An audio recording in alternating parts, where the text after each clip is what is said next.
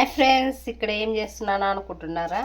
ఏం లేదండి, పిల్లల కోసం అయితే ఒట్టి బొరుగులు అయితే చేస్తున్నాను.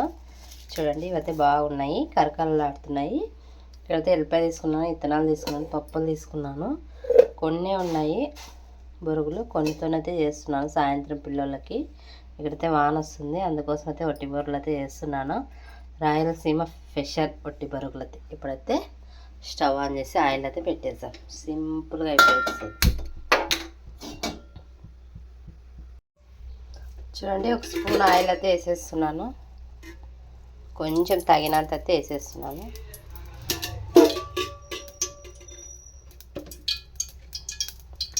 ఆయిల్ అయితే హీట్ ఎక్కినాకైతే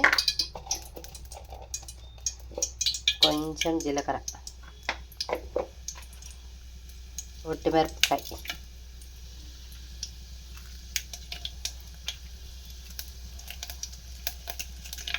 చూడండి ఒట్టిమిరపకాయ, ఎల్లిపాయ అయితే వేసేస్తున్నాను. దంచుకున్నాను అదరా బదరా.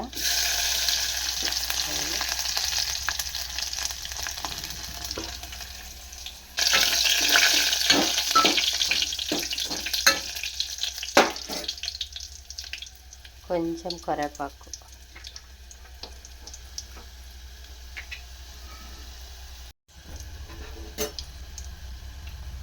చూడండి పల్లీలు అయితే వేసేస్తున్నాను, ఇత్తనాలు,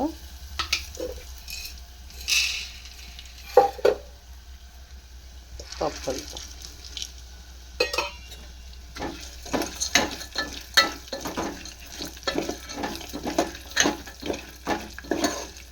చూడండి ఇవైతే ఎర్ర కావాలా.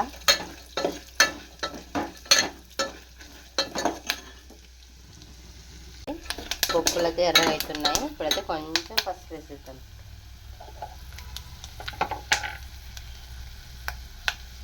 చూడండి పసుపు,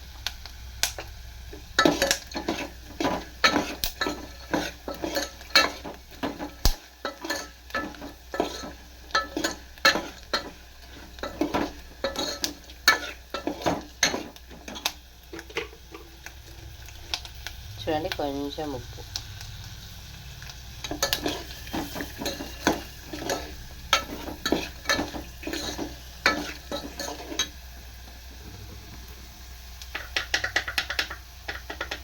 ఒట్టిమిరపకాయలు వేసినాం కదా, కొంచెం కారం వేస్తున్నాం, ఎక్కువ వేయలేదు, కొంచెం లైట్గా వేస్తున్నాం. పిల్లలకి కదా వాళ్ళు ఎక్కువ కారం ఉంటే తినరని ఇది స్టవ్ ఆఫ్ చేద్దాం.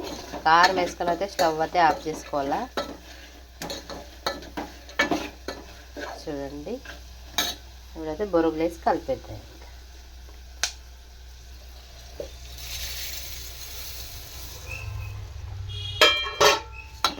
మొత్తం అయితే మిక్స్ చేసేద్దాం. సింపుల్గా అండి, రాయలసీమ స్పెషల్ ఇది. రాయలసీమ చాలామంది ఇట్లా వాన పడుతుంటే కన్నా కంపల్సరీ అయితే ఇట్లా ఒట్టి బొరుగులు అయితే వేసుకొని తింటారు.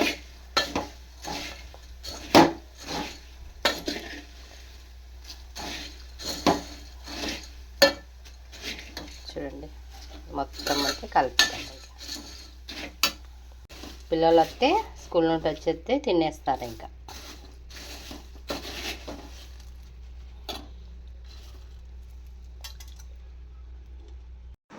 మా పిల్లలు అయితే బొరుగులు తింటున్నారు. తిన్నాను. మార్చి రణవిత్ అయితే అలిగి కూర్చున్నాడా, ఫోన్ కోసం అలుగుతుంటాడు ఎప్పుడు. ఇక్కడైతే మార్చి అయితే తింటున్నాడు. ఎట్లున్నాడు నాన్న? సూపర్ ఉన్నాయా? వాన వస్తుంది. లైక్ చేయండి, షేర్ చేయండి, బాయ్.